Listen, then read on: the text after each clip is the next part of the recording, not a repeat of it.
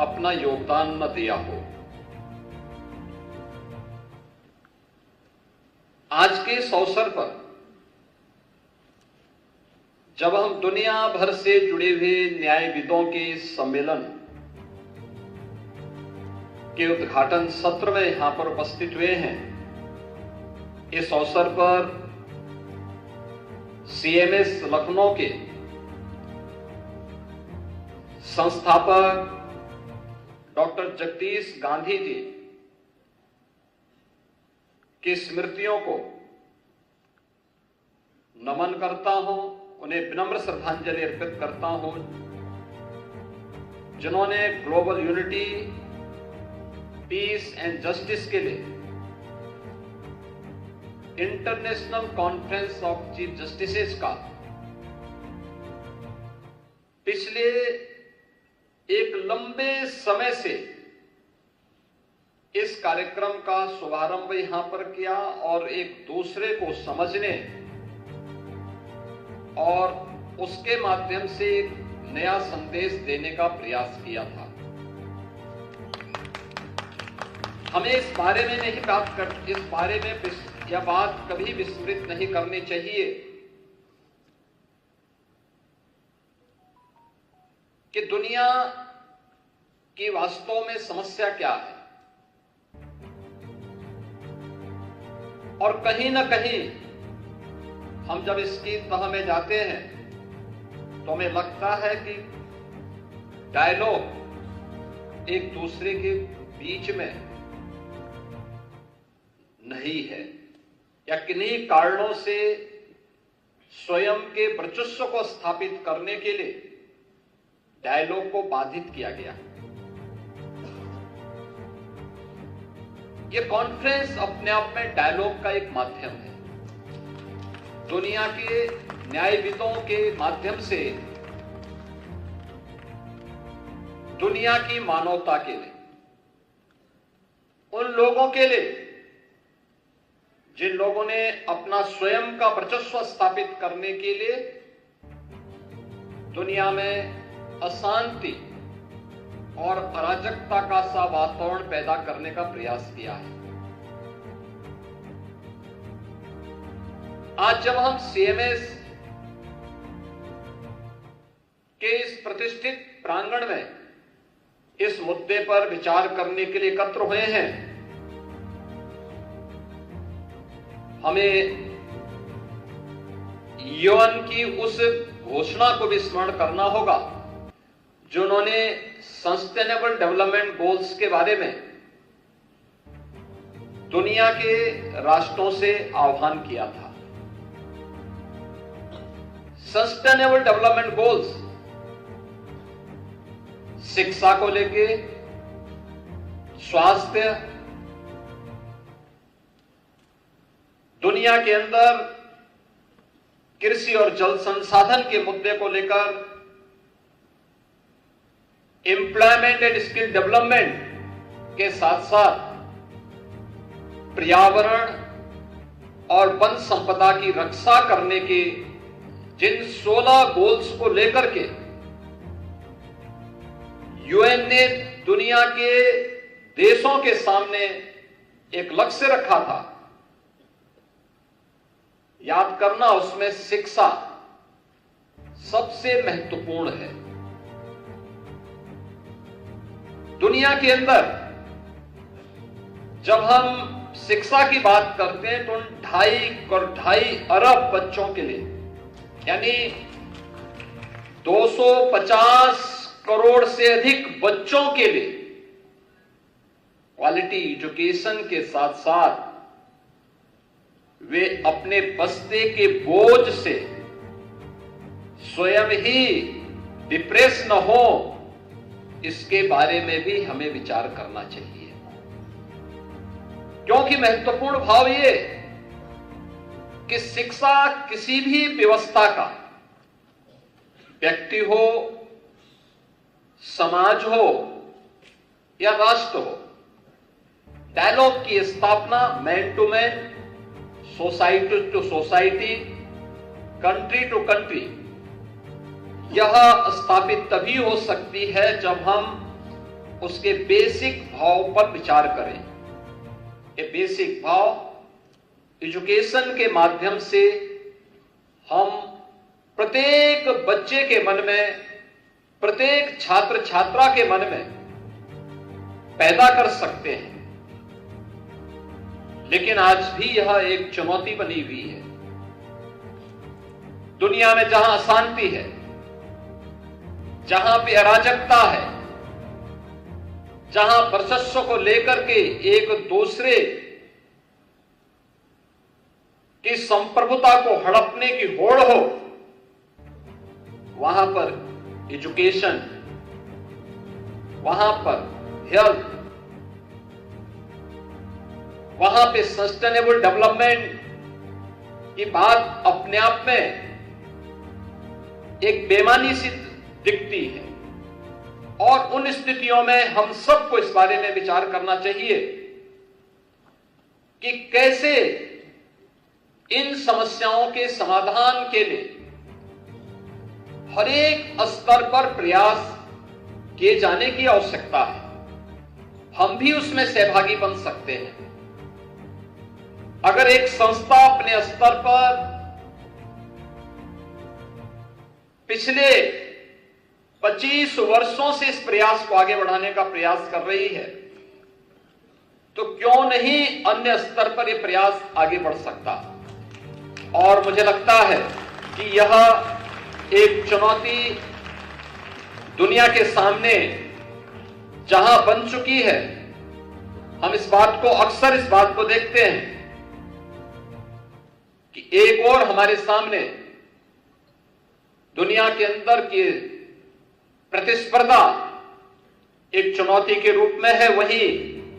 हमारे सामने जलवायु परिवर्तन और उससे उत्पन्न होने वाले संकट भी एक नई चुनौती के रूप में है। याद करना, हमारे सामने इमर्जिंग टेक्नोलॉजी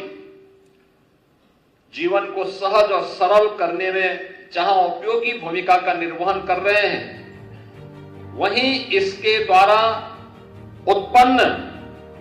वे अभूतपूर्व कानूनी चुनौतियां भी हम सब के सामने खड़ी हुई हैं, जिनके माध्यम से साइबर क्राइम, डेटा चोरी के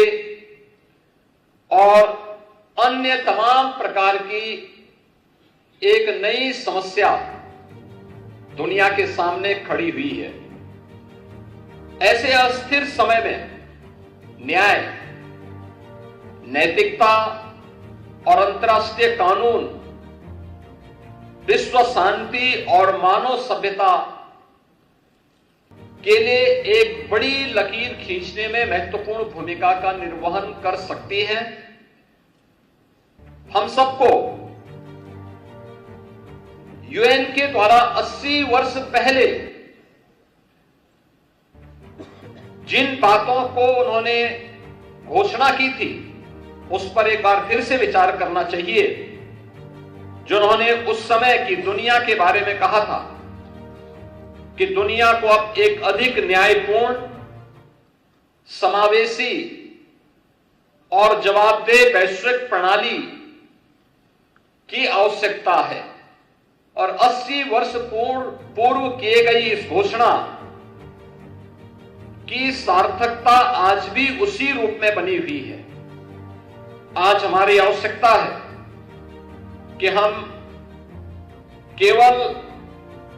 उन पुरानी बातों तक सीमित न रहें, बल्कि आज की उन ज्वलंत समस्याओं के बारे में भी हमें विचार करते हुए जलवायु परिवर्तन, साइबर सुरक्षा, स्वास्थ्य के संकट, वैश्विक आतंकवाद जैसे मुद्दों पर भी मुखर होकर के यूएन जैसे प्लेटफॉर्म का बेहतर उपयोग करना चाहिए।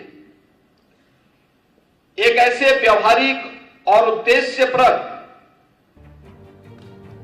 गठबंधन को जो और भी प्रभावी हो सके, इसे आगे बढ़ाने की आवश्यकता है।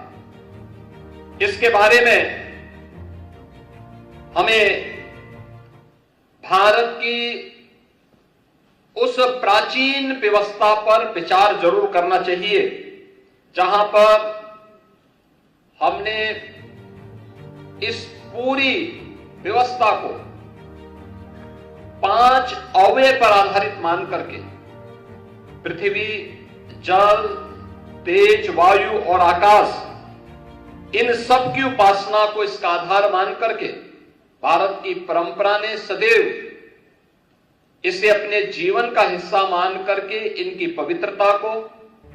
इनकी सुरक्षा को और इनके संरक्षण को सदैव प्राथमिकता दी। और दुनिया के लिए वर्तमान में जलवायु परिवर्तन की चुनौती हो या फिर इसके माध्यम से उत्पन्न उन वैश्विक संकट के समाधान का रास्ता भारत की उस सोच के माध्यम से समाधान का एक रास्ता निकाल सकती है। हमने इस युग की सबसे बड़ी महामारी कोविड महामारी को दुनिया ने झेला है। याद रखना, एक पुरानी कहावत है कि अगर कोई व्यक्ति कहीं पे आग लगी हो और उससे अपने को निश्चिंत पाता है, तो अगर आज दूसरे के घर में आग लगी है और आप उससे स्वयं उत्साहपूर्ण तरीके से और उमंगपूर्ण तरीके से निश्चिंत होकर के सो रहे हैं, तो ये मान करके चलिए कि कल वह आपको भी अपने आगोश में ले सकती है। दुनिया आज जिस चुनौती से जूझ रही है, चाहे वह जलवायु परिवर्तन का हो, साइबर सिक्योरिटी का हो या फिर आतंकवाद का हो, अगर कोई भी देश